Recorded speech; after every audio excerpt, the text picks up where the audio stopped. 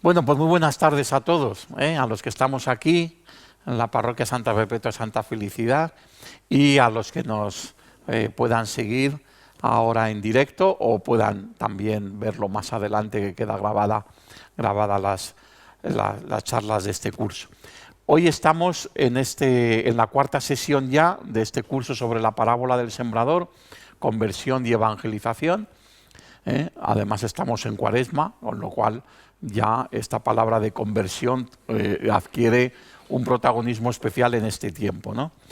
Y el tema de hoy es el de acoger la parábola del sembrador, que corresponde a uno de los capítulos del libro. Creo que es el tercer capítulo, si no recuerdo mal, ¿no? Bien. Hoy no vamos como la última sesión, la tercera, fue una sesión muy especial porque como era ese capítulo narrativo, pues más bien lo que hicimos fue hacer una lectura de algunos textos del libro y otros textos también los oímos en los vídeos. Hoy lo que hacemos es una síntesis de algunos puntos de este capítulo porque es un capítulo pues un poco largo. Como siempre empezamos, que no nos lleva nada de tiempo, pero comenzamos, dado que este curso es todo él y el libro sobre la parábola del sembrador, leyendo de nuevo la parábola, ¿no? Ojalá pudiésemos aprendernos de memoria textos, si no de memoria matemática tal cual, pero más o menos textos evangélicos como los de las parábolas, ¿no? A base de leerlos y releerlos una y otra vez, ¿no? Jesús se puso a enseñar otra vez junto al mar.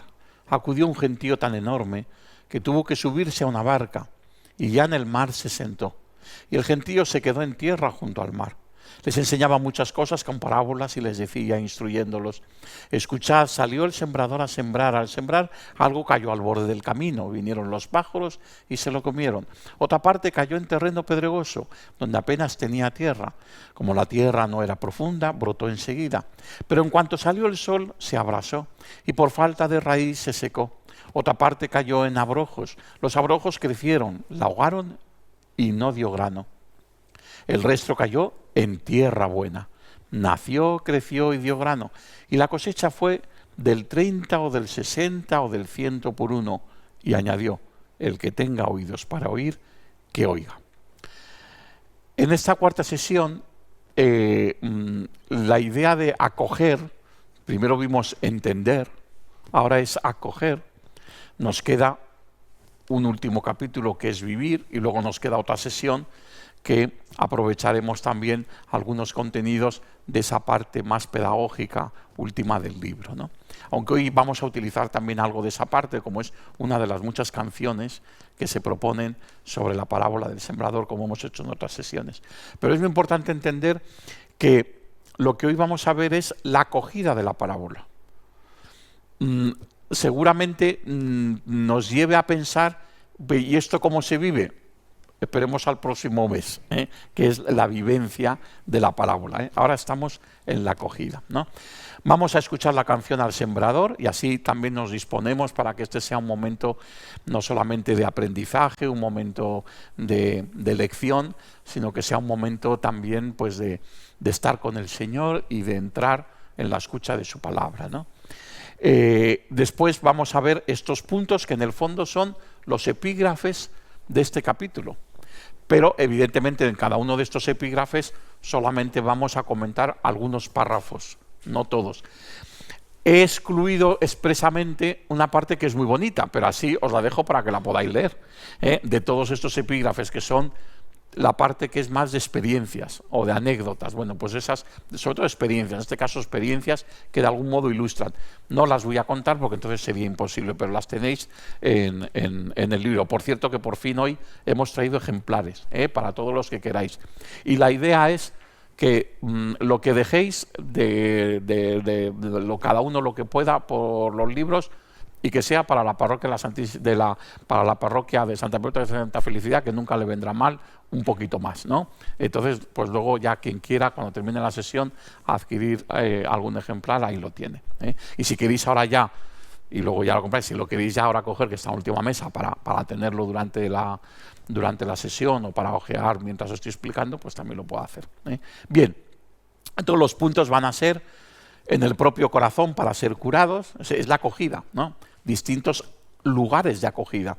La acogida de la parábola en el propio corazón para ser curados, en la escucha de la palabra, en la acogida al otro, a la vez sembrador, tierra y semilla, en la comunión de la Iglesia, a la vez sembrador, tierra y semilla, en la misión evangelizadora, arando, sembrando, regando, en el amor al prójimo, arando, sembrando, regando. Y luego visionaremos una escena de la película Cadena de Favores, que es una de las complementos que en la parte didáctica final del libro aparecen en el capítulo o en la parte de cine, ¿no? Bien. Empezamos con la canción.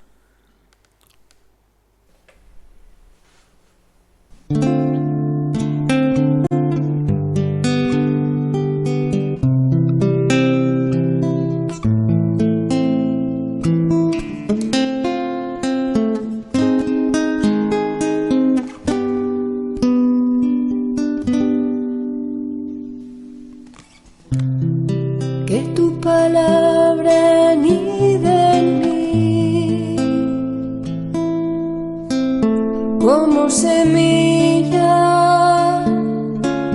en la tierra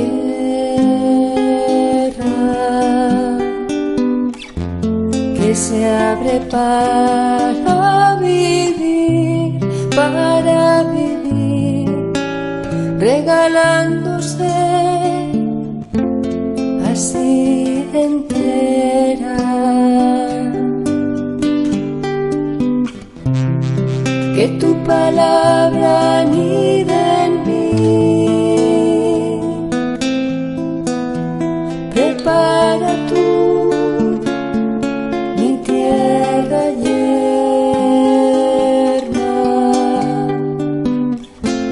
empápala con tu amor, cura su herida de piedras. Que tu palabra anide en mí. Yo quiero ser tierra buena, dar fruto para que así tus manos siembren más tierras.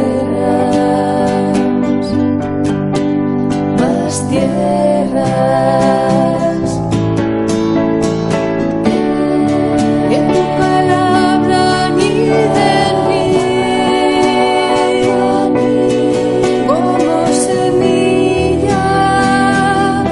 en la tierra, la confortar como soy, tierra que espera, tierra que tu voz despierta.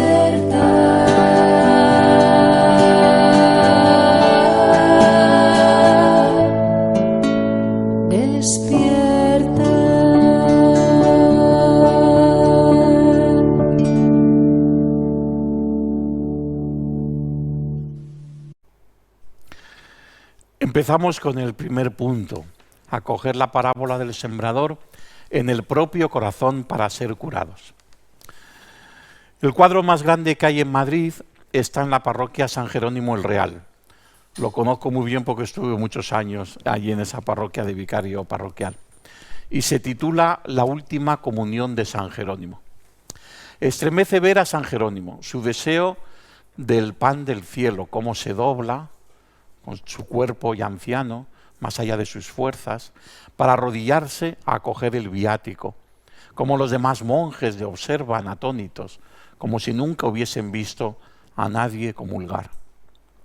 Y como desde el cielo el resucitado, esperando a quien lo sirvió con una vida entregada a su palabra, lo abraza con el pan que es el viático para la vida eterna. Se acoge en primer lugar en el altar, al invocar el misterio, el ministro al Espíritu y pedir que con las mismas palabras de Jesús, Él venga de nuevo a estar entre nosotros a través de su cuerpo y de su sangre derramados para nuestra salvación. Y se acoge, en segundo lugar, en el corazón al comulgar. En realidad, en la celebración de la Eucaristía, todo es acogida, acogida de Cristo Jesús, que viene a nuestro encuentro, en medio de nosotros, en su palabra y en su cuerpo y en su sangre. Yo he querido empezar con y aparece en el libro esta referencia, porque creo que cuando decimos que la parábola del sembrador nos invita a acoger la palabra de Dios, que luego lo vamos a ver, en realidad lo que nos está invitando es a acoger a Jesús, Jesús palabra. Igual que en la Eucaristía, en la comunión, acogemos, de hecho en la Eucaristía acogemos a Jesús en medio de nosotros, desde que empezamos, a Jesús palabra, con la proclamación de la palabra, y a Jesús Eucaristía, con la comunión eucarística, ¿no? Pero especialmente a Jesús Eucaristía, ¿no? Pero también a Jesús palabra. La parábola nos invita a acoger a Jesús palabra, ¿no? Nosotros no podemos tener la tendencia a encontrar un valor de devoción y de acogida desde el corazón de la Eucaristía, Jesús Eucaristía, y no caer en la cuenta de que la misma predisposición tendríamos que tener ante la palabra de Dios, acogerla en el corazón del mismo modo, porque es Jesús, es el mismo Jesús, a través de su palabra o a través de la Eucaristía, ¿no? Y no viene tanto a nuestra mente, por mucho que tratemos de entenderle, ni a nuestras manos, aunque pase por ellas cuando nos santiguamos. Lo acogemos en el corazón. Estamos llamados a acoger a Cristo Jesús en el corazón. Entendiendo el corazón, luego lo veremos como el centro de la persona, ¿no? Del mismo modo que estamos llamados a acoger en el corazón la parábola del sembrador. No es fácil acoger. Vamos a fijarnos un poco en este verbo, el verbo acoger. Es un verbo resbaladizo, no al pronunciarlo, sino al vivirlo. Acoger no es lo mismo que recibir. Puedo recibir una carta o un regalo y no abrirlos. Puedo recibir una corrección y no aceptarla. Puedo recibir una petición y no atenderla. Puedo recibir un encargo y no hacerlo. Puedo recibir una llamada y no atenderla. Puedo recibir a una persona y no escucharla. Puedo recibir una amenaza y no hacerle caso. Puedo recibir una despedida y no tener más remedio que irme. Puedo recibir una afrenta, un desprecio, una calumnia y no devolverlos. Puedo recibir muchas cosas y no implicarme personalmente en ninguna de ellas. Pero acoger es otra historia. Acoger es hacer. La acogida supone una disposición no pasiva, sino una disposición activa. Acoger es siempre responder. Acoger es siempre actuar. Aunque tantas veces al acoger aparentemente no hagamos nada, porque el que acoge da primacía a quien acoge o a lo que acoge, no a él mismo. Porque el que acoge a alguien escucha antes y escucha más que habla. Porque quien acoge calla y aprende, atiende y prepara, dispone y espera. La acogida nunca es pasiva, no puede serlo, pero casi siempre la acogida es discreta, es humilde, es poco ruidosa, es afable, es silenciosa. Acoger en el corazón significa acoger en el centro de la persona, ya antes lo apuntaba, en la totalidad de la persona, en lo más profundo, íntimo y singular de la persona, en el eje en el que confluyen la integridad y la dignidad de la persona, ¿no? Ahí es donde está el corazón, ¿no? Lo que no se acoge en el corazón de la persona, donde radica lo más íntimo y lo más personal de su ser, no se puede acoger de corazón, es decir, sincera y auténticamente. Qué rico es el lenguaje, ¿no? Utilizamos mucho esta expresión, acoger de corazón o atender de corazón. Con eso estamos solamente dando un paso, que es de un modo auténtico, con sinceridad, ¿no? Sin engaños, sin dobles intenciones, sin hacerlo a medias, ¿no? Pero eso todavía no es acoger en el corazón. Acoger en el corazón es hacer lugar en el corazón, es dejar que entre de verdad en el corazón. Siendo así que acoger en el corazón y acoger de corazón es acoger verdadera y profusamente. Falta añadir algo muy importante. Acoger de corazón y acoger en el corazón supone acoger amorosamente y generosamente. Porque es en el corazón, precisamente por ser el centro y el eje de la voluntad y del sentimiento, donde ponemos a su vez el amor que profesamos libremente, ya sea el amor a Dios, ya sea el amor a los demás. El amor verdadero, querido, decidido y sentido, lo situamos siempre en y desde el corazón. Y por eso en toda la cultura occidental el símbolo del el amor y no necesariamente el sentimiento, sino el amor, que evidentemente no es sentimiento, sino que es más voluntad que sentimiento, pues lo simbolizamos con el corazón. ¿Por qué? Porque amar significa una predisposición de la persona por entero y por tanto desde el centro de la persona, y ahí es donde situamos, digamos, simbólicamente el corazón, ¿no? Y por eso lo dibujamos como el corazón de carne, pero nos estamos refiriendo al corazón del alma, ¿no? Que es realmente pues el centro de la persona, ¿no? Acoger nunca puede ser fruto de una decisión derivada solo de una idea pensada, aunque ojalá llegue a ser un hábito, algo a lo que nos acostumbramos, y por tanto una virtud, ¿no? Como tal actúe a partir de una disposición casi espontánea. Evidentemente, cuando tenemos algo realmente en el corazón y ha sido acogido en el centro del corazón, actuaremos según aquello que hemos acogido, en este caso el amor de Dios, no siempre de un modo consciente y con una decisión, sí, es una decisión, pero una decisión remota.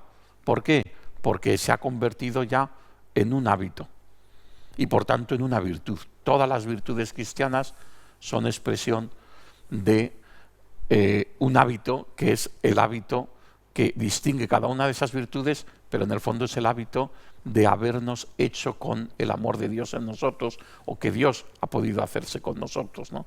Lo que San Pablo nos dice, ya no soy yo, es Cristo quien vive en mí. Este Cristo que vive en mí es una acogida en el corazón del amor de Dios que hace que cambie nuestra manera de pensar, nuestra manera de sentir y nuestra manera de actuar, nuestra manera, en definitiva, nuestra manera de ser, ¿no? Acoger supone una decisión determinante que supone una serie de renuncias, que tiene que ver con el manejo del tiempo, con la concentración de la mente y sobre todo con la centralidad de la voluntad, que pone a la persona en actitud de servicio para quien es acogido, ¿no? El corazón de carne que gobierna el cuerpo entero es relativamente pequeño dentro del cuerpo, ¿no? El corazón del alma, que dirige toda la vida de la persona, también es limitado, es pequeño, no caben muchas cosas a la vez. Por eso, si el corazón se llena de Dios, no da lugar a que se llene de muchas otras cosas que no sean de Dios.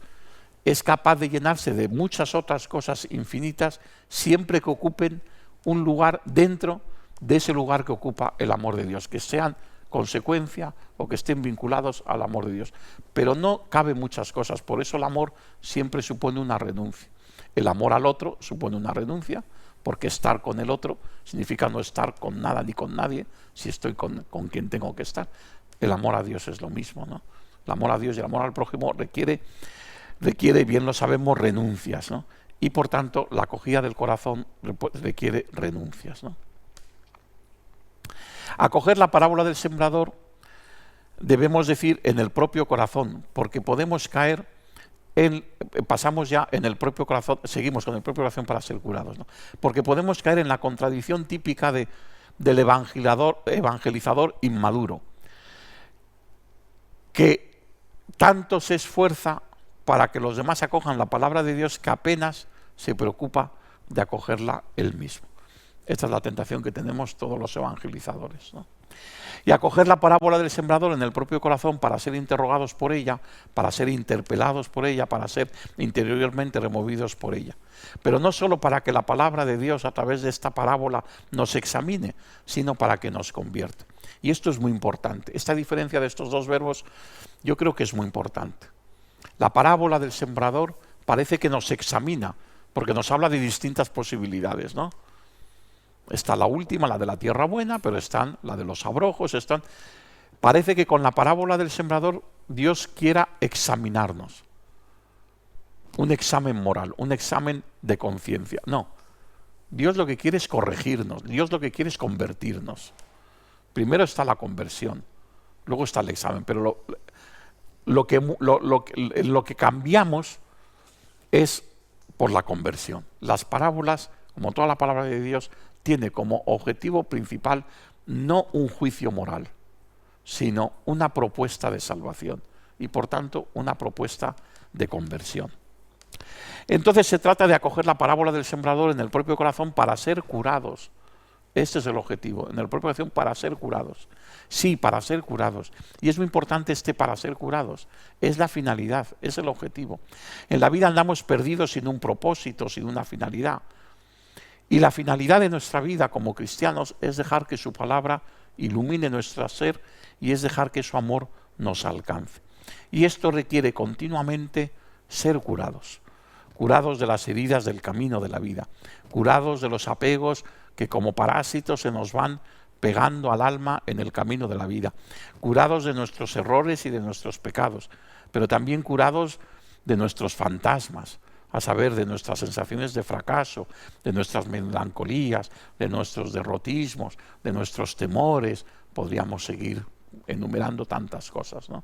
Necesitamos ser curados, ¿no?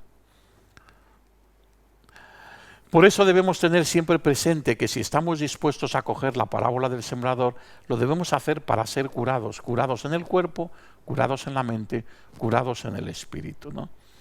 Yo todas las noches hago esta oración, siempre pido al Señor que me cure, que cure mi mente, mis ideas, porque a veces pueden estar, que cure mi cuerpo, porque necesito del cuerpo para poder cumplir su misión, ¿no? Que me cure mis heridas del cuerpo, ¿no?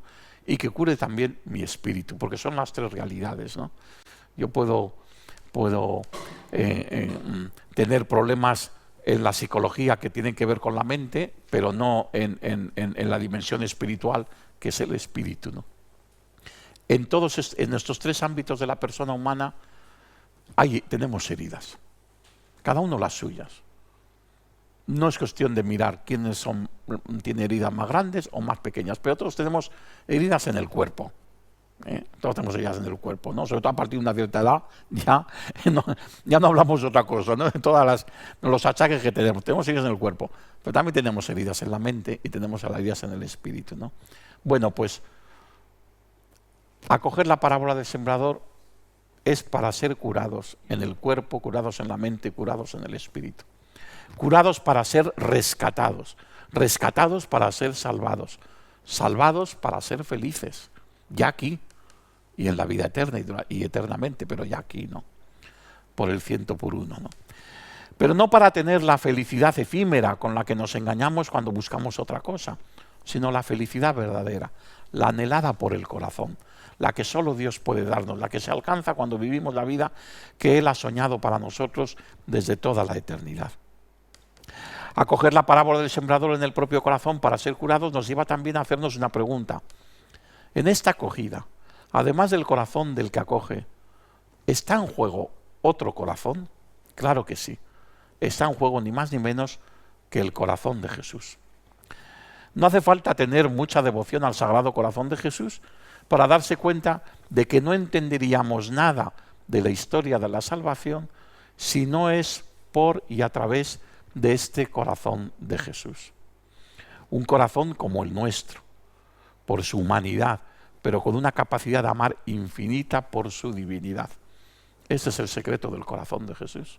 El secreto también, en el fondo, de la importancia en la vida de la Iglesia en nuestro tiempo de la devoción al Sagrado Corazón de Jesús.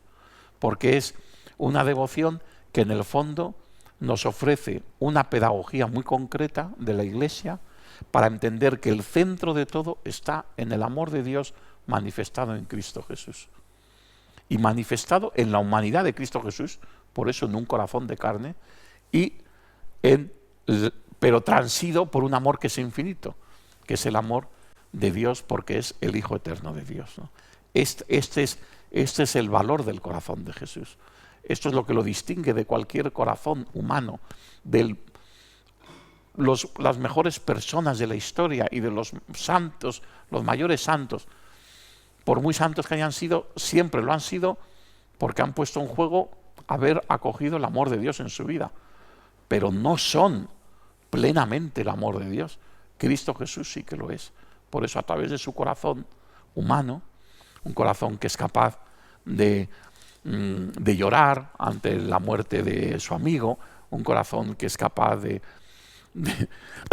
preocuparse por la suerte de las personas más vulnerables, ¿no? Como lo vemos en todo el Evangelio, un corazón humano que responde con los gestos de alguien con sensibilidad humana, pero es que en esa sensibilidad humana hay una sensibilidad que la trasciende, que es en esa humanidad de Cristo está realmente el amor infinito de Dios, ¿no?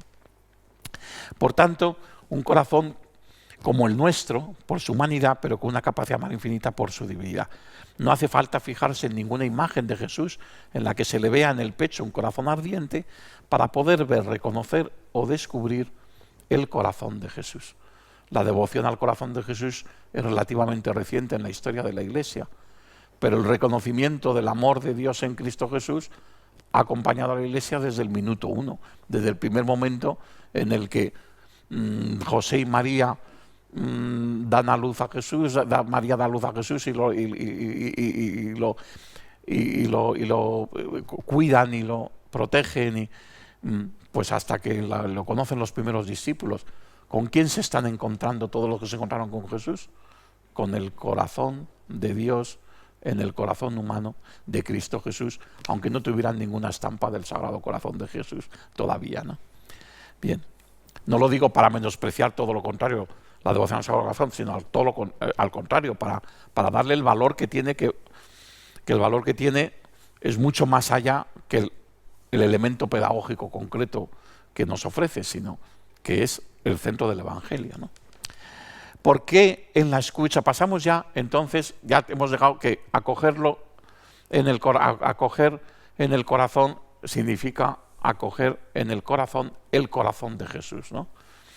No sé si lo cito en el libro, pero creo que si lo cito no en este capítulo, esa expresión del fundador del movimiento Comunión y Liberación, de don Giussani, que dice que la vida del cristiano es la de ser mendigo del corazón de Jesús, y la vida de Jesús es la del mendigo del corazón del hombre, ¿no? Somos mendigos de corazones, ¿no? Entonces, pues esta es la conclusión del punto anterior, llegar al corazón de Jesús. Damos un paso más. en la escucha de la palabra, acoger la parábola del sembrador en la escucha de la palabra. ¿Por qué en la escucha de la palabra? Pues porque el mismo Jesús, al explicar la parábola del sembrador a sus discípulos, lo dice expresamente: la semilla es la palabra de Dios. Si hablamos, cuando él da la explicación, cuando le piden sus discípulos una explicación de la parábola, si hablamos de cómo acoger la parábola del sembrador, debemos decir que antes de ninguna otra consideración se trata de acoger la palabra de Dios en primer lugar, y de cómo hacerlo, es decir, como buena tierra en segundo lugar. Son las dos acogidas, ¿no? La parábola es una mediación para acoger la palabra de Dios, que es la semilla, ¿no?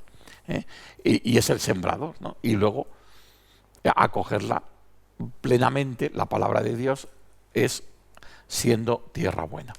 Si antes hemos hablado de acoger la parábola en el propio corazón, nos hemos referido a la dimensión subjetiva de esta acogida, es decir, al que está llamado a acogerla, a mí como sujeto llamado a acogerlo, llamado a acogerla en el corazón. Ahora tratamos de fijarnos en su dimensión objetiva, es decir, en qué es lo que en realidad acogemos. ¿Qué es objetivamente lo que en realidad estamos acogiendo? Ya hemos visto que siempre se trata de la acogida al Señor, que es a la vez el sembrador y aquello que siembra, y que lo es en tanto en cuanto Él mismo es la palabra, el verbo de Dios, tal y como lo explica el preámbulo del Evangelio de San Juan. En el principio existía el verbo, y el verbo estaba junto a Dios, y el verbo era Dios. Él estaba en el principio junto a Dios, por medio de Él se hizo todo, y sin Él no se hizo nada de cuanto se ha hecho. En Él estaba la vida, y la vida era la luz de los hombres, y la luz brilla en la tiniebla, y la tiniebla no lo recibió. El verbo, sabéis que es lo mismo que la palabra, es la palabra con mayúsculas, la palabra de Dios. Cristo Jesús es la palabra viva de Dios. La Biblia, de hecho, no es aún palabra de Dios si no se establece en el proceso de su escucha, de su lectura, de su testimonio, un encuentro entre Dios y el hombre, independiente e incluso previo a la fe a través de la palabra de Dios. En la pedagogía divina, Dios se revela a través de su palabra, propiciando un diálogo con el hombre. Cuando a veces se dice que los cristianos somos de la religión del libro, como lo son los judíos o los musulmanes, hay que hacer alguna distinción. Esta distinción vale también para los judíos, y por tanto para lo que para ellos es la Sagrada Escritura, que es el Antiguo Testamento. No somos una religión del libro en tanto en cuanto nosotros no adoramos el libro. El libro no es Dios. Si yo tengo la Biblia en un estante en mi librería, no quiere decir que cada vez que pase por la librería me tenga que arrodillar porque sea una presencia de Dios. Ahora, cuando yo saco el libro, lo abro, lo leo, y al leerlo dejo que Dios me hable, entonces Dios se hace presente a través de su palabra. Entonces sí, por eso cuando en la liturgia vemos que está entronizada la palabra de Dios, siempre está con la Biblia abierta, en disposición de ser escuchada, acogida y de entablar un diálogo con Dios, porque sí que Él se hace presente a través de ella. Pero cuando se produce este diálogo, este encuentro, ¿no? En la pedagogía divina, Dios se revela a través de su palabra, propiciando un diálogo con el hombre, ¿no? Para entender esto hay que partir de una premisa importante, que todo lo que la Iglesia es, todo lo que hace la Iglesia, encuentra su fundamento último en el hecho de que Dios, en su bondad y sabiduría, quiso revelar el misterio de su voluntad comunicándose a las personas. San Pablo describe este misterio con estas palabras: Él nos eligió en Cristo antes de la creación del mundo para que fuésemos santos y irreprochables en su presencia por el amor. Él nos ha destinado por medio de Jesucristo a ser sus hijos por adopción, conforme el beneplácito de su voluntad. Este texto de San Pablo, y dentro de esta cita más amplia del Directorio para la Catequesis del número 11, nos pone ante esta premisa importante, ¿no? Que todo encuentra su fundamento en el hecho de que Dios, con su bondad y su sabiduría, nos quiere revelar el misterio de su voluntad comunicándose a las personas. Hago un paréntesis que no está en el texto, pero que me viene ahora a la mente, que me parece muy interesante. Me viene porque me salió ayer con ocasión de otra lección, que es Una de las novedades impresionantes del Concilio Vaticano II, todos sus textos, pero uno de los textos más novedosos, novedad en la continuidad siempre, como es el Magisterio de la Iglesia, es Dei Verbum. ¿Por qué? Porque empieza a utilizar un lenguaje que en la Iglesia estábamos poco habituados a utilizarlo. Se había utilizado en los padres de la Iglesia, pero se había abandonado en práctica, ¿no? Que es este diálogo de que la revelación es diálogo personal entre Dios y el hombre. Y todo Dei Verbum nos sitúa la palabra de Dios desde esta clave del diálogo personal entre Dios y el hombre, ¿no? Bien. Acoger la parábola del sembrador en la escucha de la palabra significa, por otro lado, reconocer la inmediatez que la palabra de Dios tiene para la vida, la facilidad con la que ésta se convierte en palabra de vida, en cuanto es acogida no solo para ser entendida y meditada, sino para ser vivida. Y cómo, en contraste con la vida real, la palabra de Dios es siempre sorprendente, provocativa e inquietante, ¿no? La palabra de Dios es siempre sorprendente, siempre nos sorprende. ¿Por qué? Porque es de Dios. Entonces siempre dice mucho más de lo que nosotros podemos saber, podemos llegar a vislumbrar por nuestra propia capacidad, ¿no? Siempre nos sorprende, siempre nos provoca, porque siempre nos llama a algo, ¿no? Y siempre es inquietante, ¿no? Siempre nos inquieta, quiere decir, nos remueve. Si la palabra de Dios no nos hace mover, no nos remueve, nos deja tal y como estábamos antes, entonces es que no ha sido realmente escuchada y acogida, ¿no? La palabra de Dios, en tanto palabra de salvación y en tanto que única palabra de salvación, tiene un claro enemigo. En la misma explicación de la parábola del sembrador, Jesús dice claramente: los del borde del camino son los que escuchan, pero luego viene el diablo, lo dice con toda claridad, le pone nombre, luego viene el diablo y se lleva la palabra de sus corazones para que no crean y se salven. El diablo nos quiere siempre arrebatar la palabra de Dios. Quiere que estemos lo más lejos posible de la palabra de Dios, ¿no? O bien, si uno escucha la palabra del reino, aquí es la parábola del reino sin entenderla, viene el maligno y roba lo sembrado en su corazón. O bien, viene Satanás y se lleva la palabra sembrada en ellos. Es más, nadie está libre de la tribulación o la persecución por causa de la palabra, ¿no? Entonces, pues, sea antes o después, de un modo o de otro, el maligno siempre querrá separarnos de la palabra de Dios. Siempre querrá que la semilla de la palabra no anide en nuestro corazón, no se haga vida de nuestra vida, no dé fruto, ¿no? O sencillamente porque el maligno, aprovechando la naturaleza caída del hombre, consigue que ésta no arraiga por los afanes de este siglo y el engaño de las riquezas y las codicias de otras cosas que aparecen en el texto de la parábola. Él no se rinde. Si ya ha sido acogida, pues él intentará que de algún modo lleguemos a echarla fuera, aunque ya la hayamos acogido, ¿no? En la acogida, pasamos al tercer punto, en la acogida al otro, una vez sembrador, tierra y semilla. A la vez, sembrador, tierra y semilla. ¿Qué tiene que ver el otro con la parábola del sembrador? ¿Acaso en la parábola Jesús no establece una comparación metafórica entre él y el sembrador y entre la palabra de Dios y la semilla? ¿Qué tiene que ver en esta ecuación el otro? Que en el lenguaje del maestro es siempre el prójimo. El apóstol San Juan nos plantea resumir en 3 palabras la revelación definitiva que Dios hace de sí mismo a través del Hijo. Y determina que esas 3 palabras son: Dios es amor. Y lo hace en una frase en la que ya está implicado el prójimo. El que no ama no conoce a Dios, porque Dios es amor, ¿no? Y establece la incongruencia de separar el amor de Dios, el amor a Dios, como respuesta a este amor de Dios a nosotros, y el amor al prójimo. Son 3 amores inseparables. Si falta uno de ellos, es que faltan los otros 2. Me da igual por cuál empecemos, ¿no? El amor de Dios a nosotros, la respuesta de nuestro amor a Él y la respuesta también de nuestro amor a Él a través del prójimo.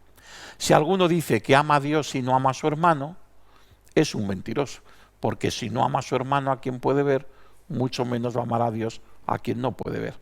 Nos dice ya San Juan en su primera carta. Pero también el apóstol Santiago nos dice: ¿de qué le sirve a uno, hermanos míos, decir que tiene fe si no tiene obras? Porque ¿podrá acaso salvarlo esa fe? Si un hermano o una hermana andan desnudos y faltos de alimento diario y uno de vosotros le dice: id en paz, abrigaos y saciaos, pero no les da lo necesario para el cuerpo, ¿de qué sirve? Así es también la fe. Si no tiene obras, está muerta por dentro. Pero alguno dirá: tú tienes fe y yo tengo obras. Muéstrame esa fe tuya sin las obras y yo con mis obras te mostraré la fe, ¿no? Entonces, el amor al prójimo, que es la clave de la obra del cristiano, ¿no? de la vida del cristiano, hacia afuera, hacia los demás, hacia este mundo, es inseparable de la fe y por tanto de la acogida del amor de Dios en nosotros, ¿no? Eso lo sabemos, pero nos viene bien también recordarlo, porque no lo sabemos, pero no siempre lo vivimos, y sobre todo porque está en la centralidad también de esta parábola como de todas las parábolas, ¿no? Acoger la parábola del sembrador en el otro en un doble sentido. Por un lado, acoger en otro la semilla, porque el otro, sobre todo el otro débil y necesitado, es presencia del Verbo, presencia de Cristo palabra. Pero por otro lado se trata de acoger la parábola del sembrador en el otro cuando el otro es aquel que el Señor elige para sembrar en nuestro corazón el corazón del Evangelio. Es el evangelizador que ha sido enviado para nosotros, ¿no? De acoger a aquella persona en la que el Señor se hace presente, como presencia suya y como enviado suyo, que en la parábola toma las tres modalidades presenciales: su presencia a través del sembrador, su presencia a través de la semilla, e incluso su presencia a través de la tierra que lo acoge, ¿no? Vayamos al ámbito, por ejemplo, de la catequesis, ¿no? En el ámbito de la catequesis, el misterio que se produce en la experiencia de la catequesis, como en la experiencia de la predicación, como en cualquier experiencia evangelizadora, es que las tres realidades de la metáfora de la parábola entran en juego. Entran en juego porque siempre hay algo que se comunica, que es la siembra, que es la palabra de Dios, que es Jesús palabra. Siempre hay alguien que lo ofrece: dad gratis lo que gratis habéis recibido, que es el predicador, que es el catequista, que es el evangelizador, ¿no? Y siempre hay alguien que lo acoge, que es la tierra buena. Los tres elementos entran en juego ante la parábola del sembrador, ¿no? A veces el otro es un mediador, un testigo, no necesariamente un guía espiritual. Si casi siempre un miembro de la comunidad, o un grupo de la comunidad, o la comunidad misma. Escuchar la palabra de Dios no es suficiente para discernir qué es lo que exactamente el sembrador está queriendo sembrar en nuestra vida a través de su palabra. No basta con que yo individualmente intente acoger la palabra de Dios y acogerla como tierra buena, si no me dejo ayudar por los demás. La misma tierra, en la misma metáfora de la tierra, nos indica que nosotros no podemos entender una tierra parcializada. El sembrador no está sembrando, que Jesús nos pone como ejemplo, no está sembrando unas macetas independientes, está sembrando un terreno. En el terreno estamos todos juntos. Si siembra, siembra para todos. Si recoge, recoge para todos. Si es acogida, o la acogemos entre todos, o uno solo, uno sí y otro no, es difícil. Está la responsabilidad personal y está la llamada personal, pero también está la ayuda de la comunidad. Estamos llamados a acogerla comunitariamente, ¿no? La palabra de Dios, ¿no? Entonces no basta la escucha de la palabra, o mejor dicho, no basta la escucha de la palabra si ésta queda limitada por la escucha del texto de la Escritura. Somos comunidad y en la vida cristiana nos necesitamos unos a otros. Debemos acoger al sembrador en las personas que nos quieren, en las que reconocemos una cierta sabiduría en el Espíritu y dejarnos aconsejar por ellas, ¿no? Así acogemos mejor la palabra del sembrador. De hecho, la Iglesia siempre nos ha enseñado que la palabra de Dios no es solo la Sagrada Escritura, sino la Sagrada Escritura y la tradición. ¿Por qué? Porque sin la tradición no sabríamos entender la Sagrada Escritura. La tradición, que es la vida de la Iglesia. O la acogemos en la comunión de la Iglesia o no la acogemos, la palabra de Dios. Y acogerla en la comunión de la Iglesia no solamente significa acogerla en la ortodoxia de la interpretación teológica que la Iglesia reconoce como válida, sino es acogerla en la vida comunitaria de la Iglesia, en la comunidad cristiana, ¿no? Se trata de una acogida que se convierte en escucha atenta, ese tipo de escucha de la que nos habla el Papa Francisco cuando nos dice en Evangelii Gaudium. La escucha nos ayuda a encontrar el gesto y la palabra oportuna que nos desinstala de la tranquila condición de espectadores. Solo a partir de esta escucha respetuosa y compasiva se pueden encontrar los caminos de un genuino crecimiento, despertar el deseo del ideal cristiano, las ansias de responder plenamente al amor de Dios y el anhelo de desarrollar lo mejor de Dios que Dios ha sembrado en nuestra propia vida, ¿no? Solo así podemos dejar que la palabra sembrada caiga en tierra buena y no en tierra robada, pedregosa o cargada de abrojos. El Señor viene a nuestro encuentro haciéndose el encontradizo, viene como mendigo, no engañando, porque el Señor, que se ha hecho pobre entre los más pobres, mendiga nuestra respuesta a su amor y a su misericordia, es decir, se hace mendigo de nuestros corazones para que nosotros podamos a cambio hacernos mendigos del suyo. Por supuesto, esta presencia no nos la inventamos, no la sacamos de la cistera como el mago saca una paloma, esta presencia comunitaria de Jesús. Si reconocemos la presencia de Jesús en la Eucaristía porque nos dijo, ahí me falta una S, no porque no dijo, sino porque nos dijo, esto es, no, está bien dicho, está bien puesto el no dijo, esto es como si fuera mi cuerpo, sino esto es mi cuerpo. Del mismo modo, reconocemos la presencia de Jesús en el otro porque no dijo, es como si lo hicierais conmigo, sino conmigo lo hicisteis, ¿no? Por tanto, hay una presencia real en el otro, sobre todo aquel que pide nuestra ayuda. Al hacerse el Señor uno en el otro, nos sitúa ante la parábola del sembrador en una triple perspectiva. Si el Señor es el sembrador, puede servirse del otro, y de hecho lo hace continuamente para sembrar en nosotros la semilla de la palabra. Podemos reconocerlo, podemos rechazarlo. Si lo acogemos, acogemos con él la semilla y lo hacemos como tierra buena dispuesta a dejar que él siembre en nosotros la vida del Evangelio. De hecho, la mayoría de los santos, dedicados sobre todo a la acogida a los más pobres entre los pobres, pensamos en Santa Teresa de Calcuta y en tantos otros a lo largo de la historia, siempre han tenido una visión contemplativa del pobre. Para ellos el pobre era una presencia de Jesús, ¿no? Era Jesús que venía a su encuentro. Acoger al pobre era acoger a Jesús en él y por tanto dejarse convertir por Jesús a través de esa presencia, ¿no? Si el Señor es también la semilla, porque Él mismo es la palabra de Dios, entonces puede a su vez servirse del otro como semilla, en tanto en cuanto se pone en nuestras manos para cuidarlo. Si además de acogerlo lo cuidamos y lo acompañamos hasta el final, como hace el buen samaritano, entonces estamos dejando que la semilla se disponga a dar fruto. Si en cambio acogemos al otro en un primer momento, lo ayudamos, pero no lo acompañamos hasta el final, no le damos más tiempo, más oportunidades, entonces esa semilla del Evangelio que el Señor nos ha enviado en una persona concreta no habrá caído en tierra buena, sino que se la habrá llevado el viento, como nos dice la parábola, ¿no? Y si el Señor se esconde en la misma tierra a través del otro, entonces también ponemos en juego nuestra acogida de la parábola del sembrador. ¿Cómo puede ocurrir esto? Muy sencillo, porque la tierra robada, pedregosa, cargada de abrojos o buena, no soy yo solo, somos nosotros, comunidad de discípulos. Antes lo decía, ¿no? Si no sostengo a los demás con los que comparto mi vida de fe para que sean tierra buena, yo jamás podré llegar a ser tierra buena. Por eso hay un otro, o mejor dicho, muchos otros en la comunidad cristiana, en la comunión de la Iglesia, en los que el Señor se me hace presente como hermano, como hermanos a los que amar, para que así poder ser juntos, todos juntos, tierra buena. No tendría sentido de otro modo, ¿no? Siguiendo con esta tercera modalidad de la presencia de Jesús en la acogida de la parábola del sembrador, podemos darnos cuenta que la expresión hacerse santos no casa del todo bien con el Evangelio. Sí se entiende mal, claro está, sí se entiende por un lado como hacerse, cuando la vida nueva en Cristo no es una conquista personal voluntariosa, sino un don, un regalo, una gracia, el don y el regalo de una semilla sembrada en la tierra de nuestras vidas por pura gracia. Es decir, gracias a que y una otra vez el sembrador salió a sembrar.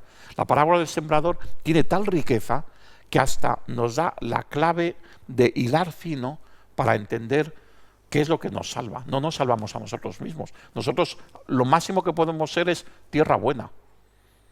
Lo que nos salva es la semilla, es el sembrador y la semilla. Sin el sembrador y la semilla ya podemos ser la tierra más fértil y mejor acogedora del mundo, que si no llega no nos sirve de nada, ¿no? Hasta ahí la parábola nos sirve en su ejemplaridad, ¿no? No nos salvamos a nosotros mismos, nos salva Dios. Nuestra parte es que ese don que nos da no se pierda, que realmente sea acogido para que pueda llegar a dar fruto, ¿no? Pero por otro lado, la santidad no es algo individual. Como miembros del cuerpo de Cristo, que es la Iglesia, estamos llamados a una santidad colectiva. La parábola del sembrador nos ayuda a ello. No hace falta ser agricultor para entender lo absurdo que sería arar 1 metro cuadrado de tierra y no hacerlo con los otros metros colindantes, porque tanto si llueve como si arrecia el viento, su efecto va a ser el mismo para lo arado como para lo que quedaría sin arar. Todo se mezclaría. No, estamos llamados a hacernos santos juntos, ¿no?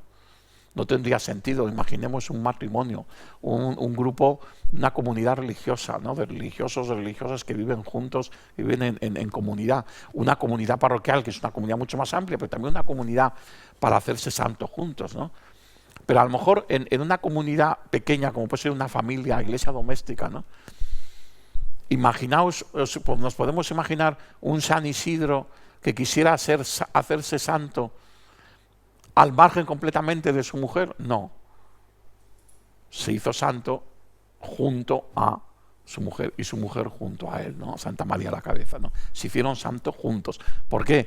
Porque estaban unidos. Si están unidos de verdad, no puede ser que uno sea santo y el otro deje. Podría serlo porque uno es libre delante de Dios y podía haber respondido de otro modo. Pero el otro no hubiera podido ser nunca santo si se hubiera empeñado en serlo al margen de su mujer o ella al margen de su marido. Entonces estamos llamados a hacernos santos juntos, ¿no? Y a coger, por tanto, la semilla de la palabra juntos, como terreno, como iglesia, como comunidad, ¿no? En la comunión de la iglesia, la vez sembrador, tierra y semilla. Esto nos lleva del otro nos lleva a la comunidad, ¿no? A la comunión. San Juan Pablo II definía con estas palabras la comunión eclesial. El Nuevo Milenio Neunte número 42. La comunión es el fruto y la manifestación de aquel amor que, surgiendo del corazón del Eterno Padre, se derrama en nosotros a través del Espíritu que Jesús nos da, para hacer de todos nosotros un solo corazón y una sola alma. Realizando esta comunión de amor, la Iglesia se manifiesta como sacramento, o sea, signo, instrumento de íntima unión con Dios y de la unidad del género humano. Vamos a verlo por partes. Si la comunión es fruto, es don de Dios, gracia de Dios, no invención o conquista humana, y por tanto es semilla del Evangelio. Pero si además es manifestación, y lo es del corazón del Eterno Padre, entonces es manifestación del mismo sembrador, de Cristo enviado al Padre, que es quien nos trae a la tierra el misterio de la comunión trinitaria, el misterio de Dios. Y si de esta comunión la Iglesia es sacramento, o sea, signo, instrumento, entonces esta comunión es también tierra buena. Es decir, la comunión de la Iglesia se involucra tanto desde el sembrador en la propia semilla como en la tierra buena, ¿no? Cuando no lo es, y tantas veces a lo largo de la historia expresiones o grupos eclesiales se han mostrado más bien como tierra robada, pedregosa o cargada de abrojos, no lo es en cuanto iglesia comunión, sino en tanto en cuanto la iglesia también es, como decía Dante Alighieri, inspirado en el Apocalipsis, casta meretriz, casta prostituta. Se trata de dos niveles bien distintos. La iglesia siempre es iglesia comunión, porque es misterio de la iglesia ser iglesia comunión, por su constitución divina, al ser una santa y apostólica. Aunque sus hijos, cuando rompen voluntariamente esa comunión, den una imagen terrena suya ensuciada por el antitestimonio de sus miembros. Pero eso no hace de la iglesia pecadora. La iglesia es siempre santa. Sus miembros podemos ser pecadores, pero la iglesia siempre es santa, ¿no? Acogemos la parábola del sembrador en la comunión eclesial cuando reconocemos que el sembrador nos muestra el rostro de Dios y en Jesús contemplamos a Dios Padre como comunión. Y por tanto, cuando dejamos que Dios mismo como sembrador ablande nuestro corazón duro y quebrado por los golpes de la división y dejamos que siembre en nosotros un corazón nuevo capaz de amar a todos sin límites, abrazando la riqueza plural que cada hermano ofrece y alcanzar ese amor mutuo que, consumando la unidad, se convierte en el signo visible que nos identifica como discípulos misioneros de Cristo Jesús, que nos dijo: en esto conocerán todos que sois discípulos míos, si os tenéis amor los unos a los otros, ¿no? Por tanto, también en esta comunión, no solamente sustancial, sino afectiva y efectiva, que es la comunión que se vive desde el amor mutuo, ¿no? Acogemos la parábola del sembrador en la comunión eclesial cuando reconocemos que el sembrador es Cristo, el Hijo eterno de Dios, y lo reconocemos, entre otras presencias suyas ya mencionadas, la presencia en la palabra, la presencia en la Eucaristía, en aquella que junto a la Eucaristía eucarística está especialmente prometida por Él para generar comunión, para sembrar comunión. Se trata de su presencia en medio de nosotros, pues para garantizar esta comunión en la unidad, para que no sea nuestra unidad mediocre, limitada, engañosa, Jesús ha querido quedarse entre nosotros. Donde 2 o 3 estén reunidos en mi nombre, allí estoy en medio de ellos. Y como hemos recordado en otro curso, hablando también de la evangelización desde la comunión, pues aquí mismo en esta parroquia, pues reunidos no es simplemente estar reunidos, sino lo entendemos como estar unidos, ¿no? Jesús en medio de nosotros rompe todas las barreras sociales, políticas, étnicas, religiosas, raciales, de todo tipo, y trae la paz. Y Jesús en medio convierte, Jesús en medio transforma las situaciones, Jesús en medio ilumina, Jesús hace en medio milagros. De hecho, como explicaba San Gregorio Magno, Jesús manda a sus discípulos a predicar de 2 en 2, porque quien no tiene a Jesús no puede dar a Jesús, para poder tener a Jesús en medio y entonces poder dar a Jesús, ¿no? Acoger la parábola del sembrador en la comunión eclesial es reconocer que el sembrador ha prometido su presencia en medio de nosotros para sembrar en nosotros la vida de la unidad, la vida de la comunión, que a su vez, acogida verdaderamente en la tierra buena de cada uno de los llamados a formar parte de ese entre nosotros, es semilla de la fraternidad universal. Acogiendo la palabra de Dios y siendo tierra buena juntos, vamos más allá y podemos preparar que otras tierras que todavía no han recibido la palabra puedan acogerla, porque estamos preparando un mundo nuevo, una sociedad nueva. Estamos preparando una sociedad más fraterna, que será más acogedora, más capaz de acoger la palabra de Dios, ¿no? Porque ya la está viviendo de algún modo. Explica el Papa Francisco que este es el gran legado del Concilio Vaticano II, que nos recuerda que la Iglesia, imagen de la Trinidad, es comunión. El diablo, en cambio, quiere sembrar la cizaña de la división. No cedamos a sus lisonjas, no cedamos a la tentación de la polarización. ¿Cuántas veces después del concilio los cristianos se empeñaron en elegir una parte en la Iglesia, sin darse cuenta que estaban desgarrando el corazón de su madre? ¿Cuántas veces se prefirió ser hinchas del propio grupo más que servidores de todos? Progresistas y conservadores antes que hermanos y hermanas, de derecha o de izquierda más que de Jesús. Erigirse como custodios de la verdad y solistas de la novedad, en vez de reconocerse hijos humildes y agradecidos de la Santa Madre Iglesia. Realmente el maligno mete cizaña en la tierra para que no acogemos la palabra de Dios a través de la división. La división es su principal cizaña. La mentira y la división son las principales armas del maligno. Acogemos la parábola del sembrador en la comunión eclesial cuando dejamos que el Espíritu Santo arraigue en nosotros la experiencia de sabernos y reconocernos trasidos por la sinodalidad, como modo no solo de entender la relación de reciprocidad entre nosotros, sino de escuchar y actuar una llamada que el Espíritu Santo nos surge siempre, pero que en este tiempo de modo especial, porque de ella depende nuestro ser y nuestro deber ser Iglesia, a la vez comunión sin fisuras y misión intrépida y entregada a todos los hombres de hoy, comunión y misión, ¿no? Acogemos la parábola del sembrador en la comunión eclesial al compartir la vida de la Iglesia con todos y cada uno de los hermanos que abrazan por vocación un carisma o ministerio eclesial, pues forma parte de la riqueza del Evangelio que he sembrado en mi corazón como riqueza de la pluralidad inherente de la Iglesia Comunión, que es tan contraria a la dispersión y al enfrentamiento como lo es la uniformidad. Pues amándoles a ellos y acogiéndolos y queriéndolos como hermanos, estoy llamado a amar y acoger como propio los carismas que abrazan, ya sean los carismas que sostienen órdenes religiosas e institutos de vida consagrada, como los que sostienen los nuevos movimientos y comunidades eclesiales, ¿no? Aquel que en la Iglesia dice, yo de estos no quiero saber nada porque son no sé qué, no sé, y les ponemos enseguida adjetivos y los criticamos, no sé qué. Si son Iglesia, son míos. Son míos. Y estoy llamado a entenderles. A lo mejor no estoy llamado a vivir ese carisma en concreto, porque hay una pluralidad de carismas en la Iglesia, pero sí estoy llamado a reconocerlo, a valorarlo y a quererlo, ¿no? Si no, no entramos realmente en esta. Yo la verdad es que tengo la suerte de haber sido educado en este sentido de la comunión desde muy joven, ¿no?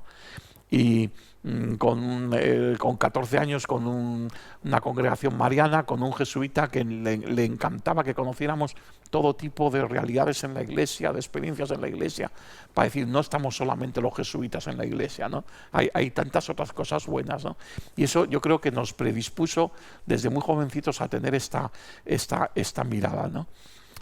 Os confieso que uno de los primeros libros que escribí sobre los nuevos movimientos eclesiales, a la hora de querer hablar de 3 carismas concretos de los nuevos movimientos, me propuse no terminar ninguno de esos capítulos sin 2 cosas. Primera, al escribirlo, al estudiarlo, al profundizar, al hacer entrevistas, llegar a captar el carisma, es decir, el deseo de decir, esto sería maravilloso incluso para mí, ¿verdad? El sentir el atractivo de ese carisma. Si no llego a sentir el atractivo de ese carisma, no estoy preparado para escribir sobre ese carisma. Y la segunda es que los responsables de la obra concreta que sostiene ese carisma revisaran lo que yo había escrito para decir, esto vale para presentarlo. Porque si no, tenía la sensación de que no podía hacerlo realmente en la comunión, ¿no? Entonces, para mí eso fue una experiencia, más que la de escribir un libro, una experiencia espiritual preciosa, ¿no? Porque pude sentirme llamado pues a decir, me atrae el carisma de comunión y liberación, me atrae el carisma de los carismáticos, me atrae el carisma de Sonstan, me atrae, porque hasta que no me llegara a atraer personalmente es que no lo había entendido, porque si es del espíritu es atractivo, estemos seguros, siempre es atractivo para el hombre, ¿no? Acogemos la parábola del sembrador en la comunión eclesial cuando nos sabemos al mismo tiempo unidos a todos los cristianos de todas las iglesias y confesiones, no solo porque todos ellos reconocen también en esa parábola una llamada de Dios, sino porque el sembrador quiere sembrar en todos los cristianos la semilla de la comunión que un día fue desquebrajada. No a todos se nos pide trabajar por la unidad de los cristianos a través del diálogo teológico, pero sí hacerlo a través del ecumenismo de la vida, en las relaciones interpersonales e intercomunitarias, a través del ecumenismo de la oración confiada por la unidad, y no solo con ocasión de la semana de la oración por la unidad de los cristianos, y a través del ecumenismo del corazón, que comprometiendo con todos los cristianos, compartiendo con todos los cristianos la cruz de la desunión, nos lleva a amar con pasión a todos los que están llamados a la unidad, a reconocernos ya uno en el bautismo, en la escucha de la palabra, el trabajo por la justicia y la paz y la solicitud de los pobres. Decía Benedicto XVI que la prueba de fuego, de verdadero sentido de comunión eclesial es el amor al ecumenismo. Yo no puedo realmente desear ardientemente la comunión dentro de la Iglesia si rechazo o me parece secundario y no le doy ninguna importancia a el ecumenismo, es decir, la comunión con los hermanos separados a lo largo de la historia de la Iglesia que no están en el seno de la Iglesia pero que son cristianos. ¿Por qué? Decía Benedicto XVI, porque el camino de la comunión es el mismo, la sensibilidad por la comunión es la misma, para vivir la comunión dentro y para vivirla con los que están fuera. La sensibilidad es la misma, ¿no? Recordamos estos 2 textos de la Escritura importantísimos, ¿no? El de 1 Corintios, si todos fuéramos un solo miembro, ¿dónde estaría el cuerpo? De hecho, hay muchos miembros, pero el cuerpo es uno solo, que nos ayuda sobre todo a entender este tema de la comunión con todos los carismas y con todas las iniciativas en la Iglesia, y el segundo, que nos ayuda, por supuesto, a entender la comunión eclesial, pero también el ecumenismo, ¿no? Te pido que todos sean uno, Padre, lo mismo que tú estás en mí, yo en ti, que también ellos estén unidos nosotros, de este modo el mundo podrá creer que tú me has enviado. Explica, vamos ya al último, me parece que ya es el último punto en la misión evangelizadora, arando, sembrando y regando. Explica el Papa Francisco en la boca del evangelizador, vuelven a resonar siempre, en la boca del evangelizador vuelve a resonar siempre el primer anuncio, ¿no? Lo tenéis aquí este texto que os he puesto, porque lo tenéis aquí, que es el anuncio carismático que ofrece el Papa Francisco en Evangelii Gaudium, ¿no? Jesucristo te ama, dio su vida para salvarte y ahora está vivo a tu lado cada día para iluminarte, para fortalecerte, para liberarte. Cuando a este primer anuncio, continúa diciendo el Papa Francisco, se le llama primero, eso no significa que está al comienzo y después se olvida o se reemplaza por otros contenidos que lo superan. Es el primero en un sentido cualitativo, porque es el anuncio principal, ese que siempre hay que volver a escuchar de diversas maneras y ese que siempre hay que volver a anunciar de una o de otra forma a lo largo de la catequesis en todas las etapas y momentos. El primer anuncio es el primer estadio en el proceso de evangelización. Podríamos decir, siguiendo la enseñanza de la parábola del sembrador, que cuando el Señor siembra en la vida de cada persona la palabra de Dios y lo hace Él mismo, aunque sirviéndose de tan distintas mediaciones secundarias a través de la acción evangelizadora de la Iglesia, lo hace en primer lugar susurrando en nuestros oídos el testimonio verbal y vivencial de su palabra, como primer anuncio de la buena nueva del Evangelio. Y aquí aparece un factor importante, el factor en el que está providencia más, en el que esta providencia más margen de acción da a la acción de la Iglesia. Y este factor es la preparación del terreno, la preparación de la tierra. No hace falta solamente que el anuncio sea auténtico, que haya un sembrador que siembre y que haya una semilla. Hace falta que también nosotros pongamos nuestra parte para que aquellos a quienes les anunciemos tengan la tierra un poco preparada, ¿no? Y por tanto arar el terreno, ¿no? La preparación de la tierra, la que cada uno ha de dejar hacer en su propia existencia y la que cada evangelizador ha de proponer a los que desean que el sembrador siembre su palabra en sus vidas, supone un proceso lento, que al menos constitutivamente, en general también temporalmente, lleva consigo 3 pasos.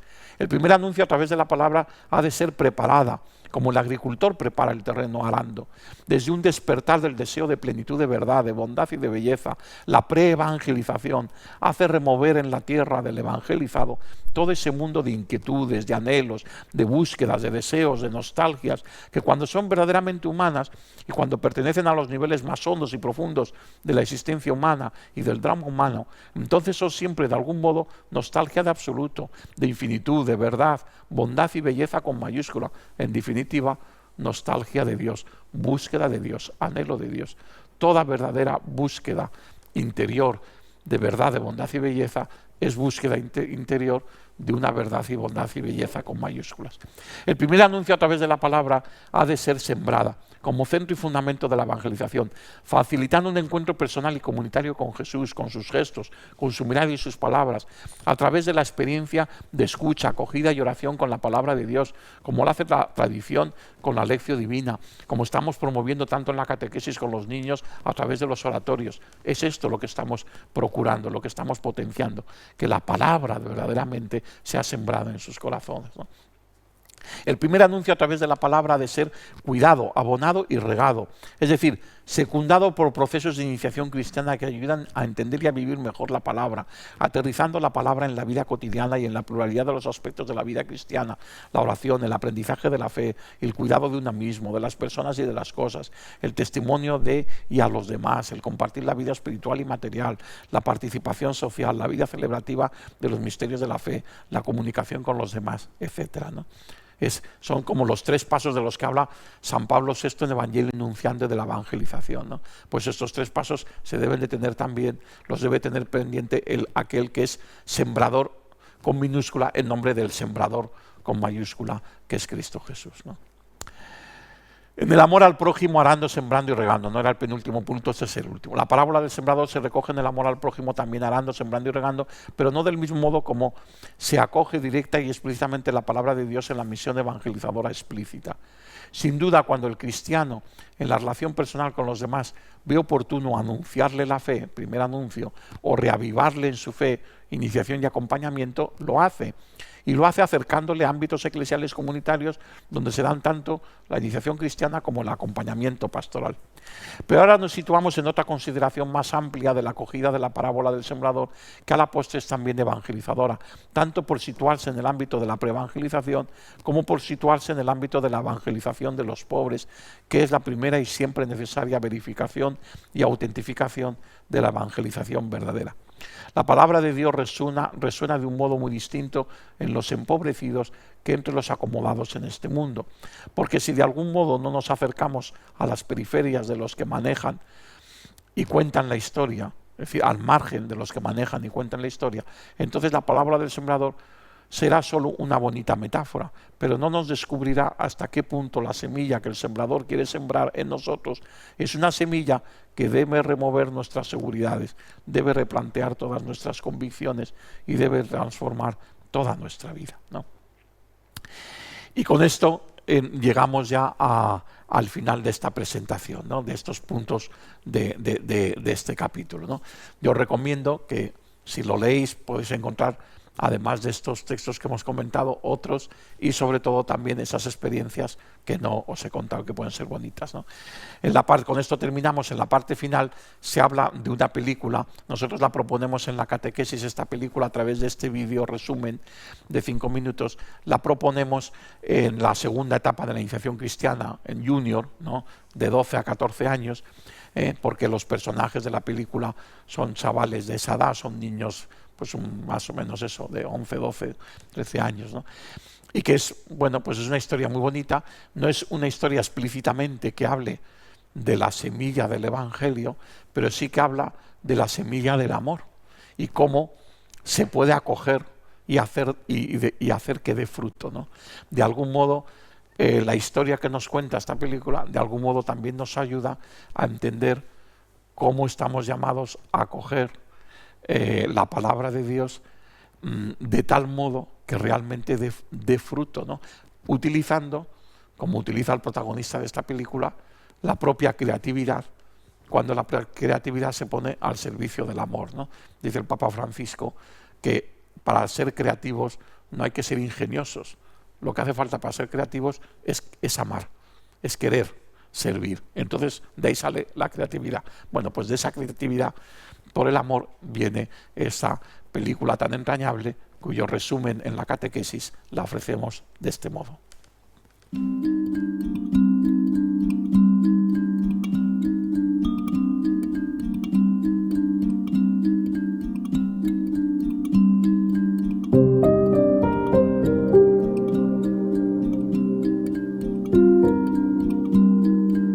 Bueno, pues podemos decir que una consecuencia de la parábola del sembrador es que las cosas pueden cambiar, ¿verdad? La parábola del sembrador también nos enseña esto, que las cosas pueden cambiar. Yo no sé si queréis comentar algo o preguntar algo. Tiene Julio César el micrófono para que nos puedan oír quienes están por streaming o decir algo, y si no, pues terminamos, ¿no?